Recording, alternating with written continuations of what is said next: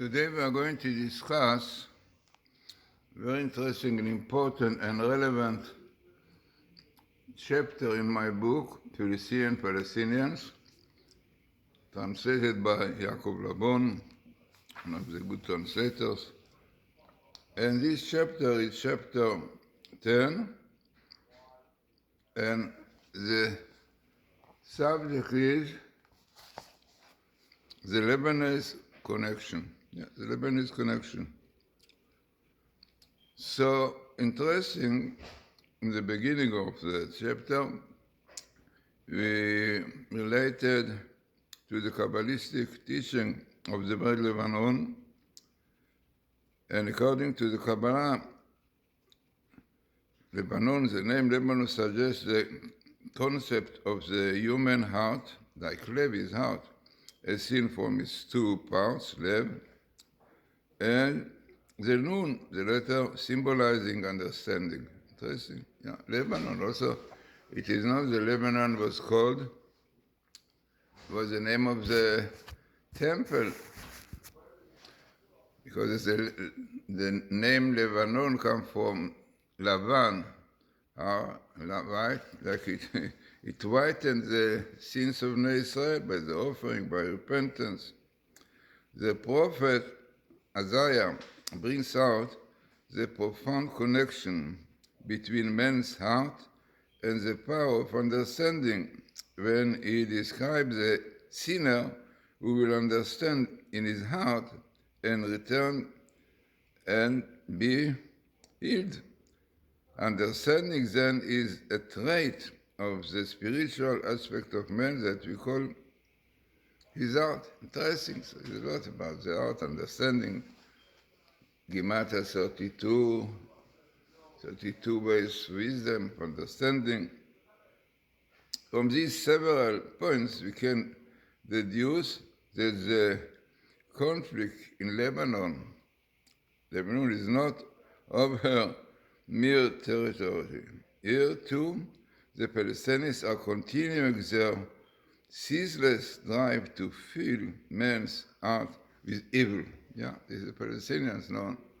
It is worthwhile and also to note whether the year 1982 war in Lebanon broke out during the week of the Torah portion Baalotcha, we read last week, in which we read, when you go out to war in your land against the enemy that oppresses you, then you shall sound the trumpets, and you shall be remembered before the Lord your God. So this is the verse in the portion Baalotcha, and this is what it says. Amazingly, the Zohar explains that this verse is referring to the Philistines in Messianic times. In those days, we will overcome the evil inclination, and so the Philistines will no longer draw strength from the impure influence of our sins. Though they may attack us then, they can only fall. Implied here is a clear idea of what faces us in Lebanon, as long as some of our people behave in modesty. The Palestinians will grow stronger, for every immoral act, every desecration of the Sabbath transmits energy to them. You know, Nadia, Kabbalistically, the military and security situation in our country would be immeasurably improved if only the people at large were to realign their thinking in accordance with the Torah ethical values. The Palestinians not unsuccessfully struggle to take over Lebanon reflects the condition of the Jewish heart in certain circles in our land. Just as Lebanon is defenseless, open the patriotic invaders who use the mercilessly for their own evil purposes. So too our nation lies unprotected, which is the Hebrew word from Plishtim is mefulash, which is unprotected against corrupt alien influences. And as long as the Jewish people does not drive out the evil from its heart, the Palestinians will penetrate. This is the word of Palestinians, לפלוש, נשאר בסצנה, the Palestinians are penetrating into the land of Israel and until their end embitter our lives. This present day, I speak about a long time ago when I wrote this book, while translated by Yaakov Lavon. So the present situation seems to be hinted as in the wording of the verse quoted above. When you go to war is not the exact meaning of the word v'chitavo, you will come. Literally meaning when you come. For our principal enemy today is not one that we go out to, it is one that we must come in to. An enemy that lies within our own hearts, within our land. The unsuccessful of unforced struggle against this internal enemy is what, unfortunately, is our struggle today against this internal enemy is what leads to war in our land. Very interesting and significant chapter.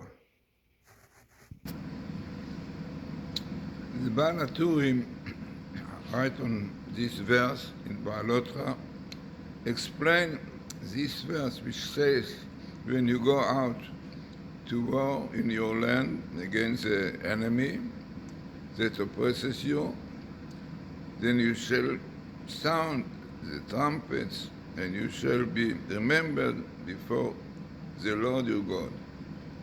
So this is the verse on which the Baal HaTurim on the side explains this verse in referring to the war of King Gog and Magog. Amazing, Gog and Magog with Palestinians against Israel, which will occur at the beginning of the Messianic age.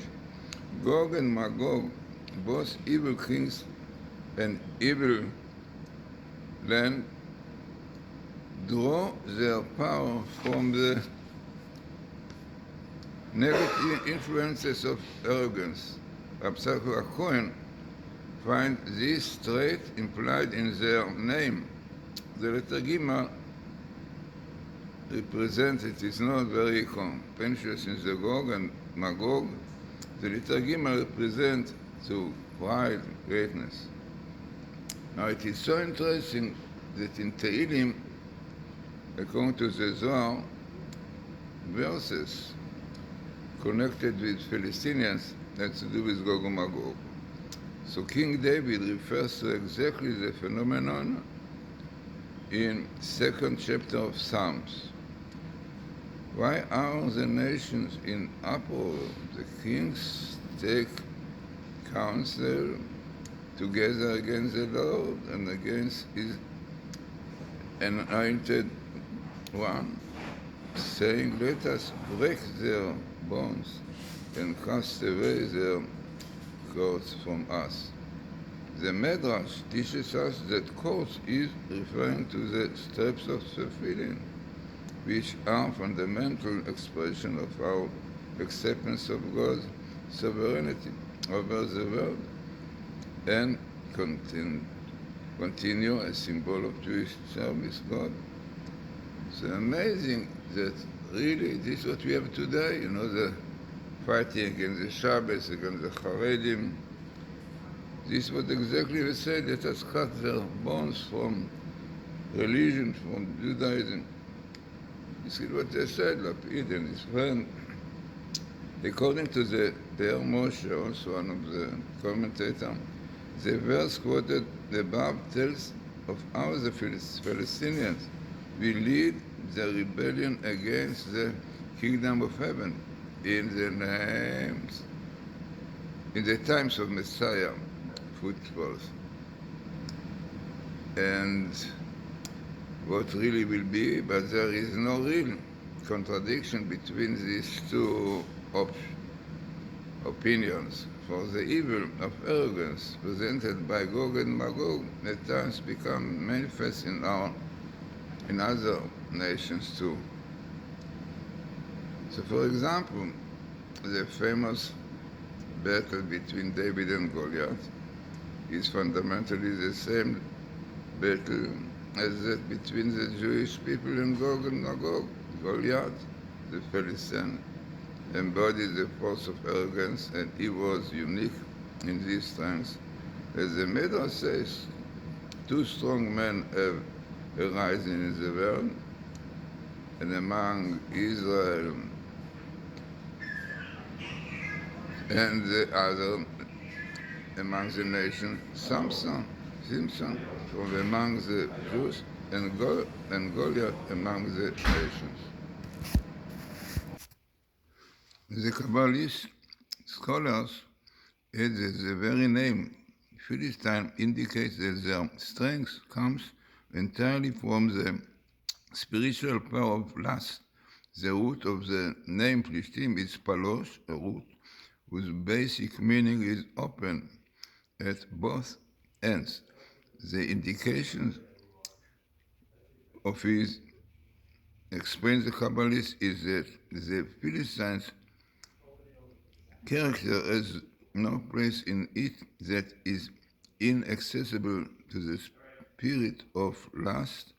It is wide open to evil. Clearly we could see it, definitely in the 7th of October, the behavior of the Philistine frightening, raping wild beasts, because clearly this is their lust and this is in their name. Unfortunately, Jewish people don't look into it. They think and solve the problem in politics. The Torah shows us why the Holy Land is called the land of Canaan, which looks changed.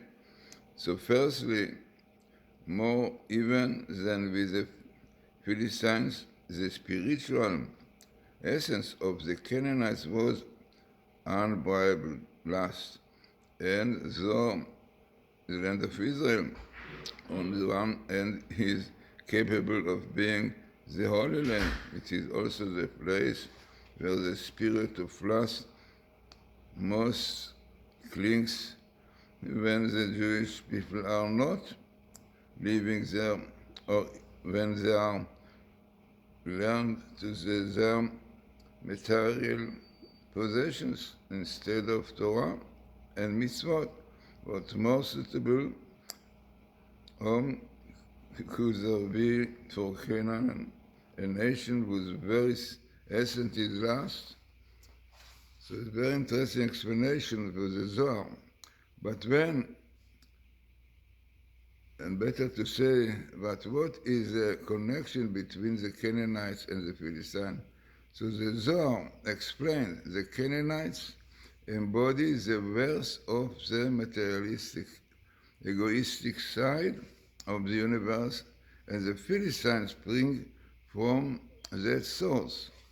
This is the Zohar. The Canaanite people then are the spiritual fathers of the Philistines, who in turn, since their source is Canaan, crave the land of Canaan to be their dwelling place and remain there despite all the viciousness of history.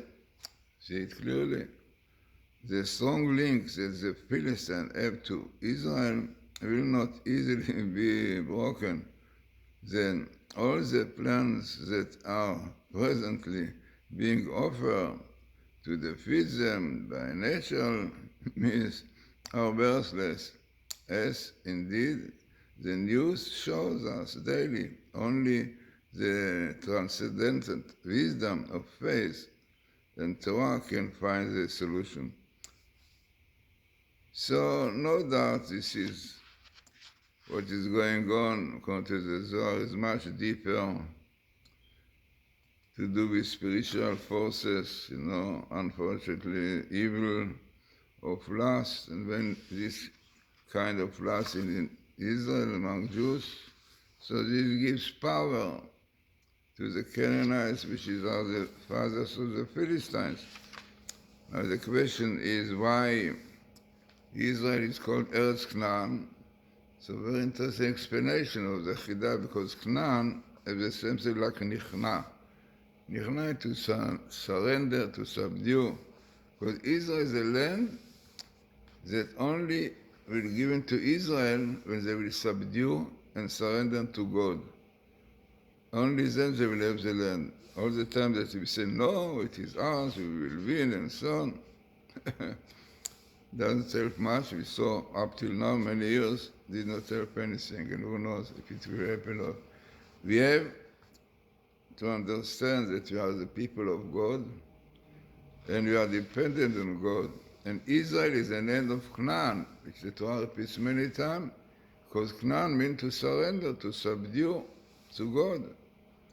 Only then will be successful, only then will have victory. But all the time we said we will win, we will do this. Great question.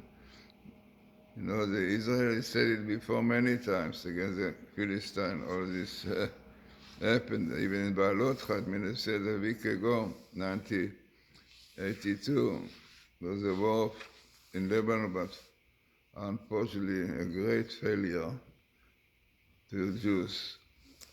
Only faith in God, only understanding that our life depends on God.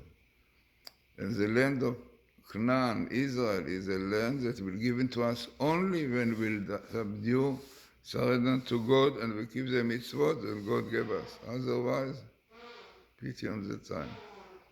So have a good Shabbos.